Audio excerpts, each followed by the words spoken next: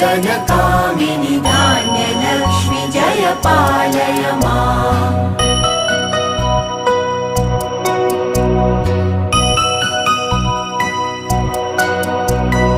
जय वरवर्णिनि वैष्णवि भार्गवि मन्त्रस्वरूपिणि मन्त्रमये सुरगणपूजित शीघ्रफलप्रद ज्ञानविकासिनि शास्त्रनुते भवभयहारिणि पापविमोचनि साधुजनाश्रित पादयुते जय जय हे मधुसूदनकामिनि धैर्यलक्ष्मि सदा पालय माम्। जय जय हे मधुसूदनकामिनि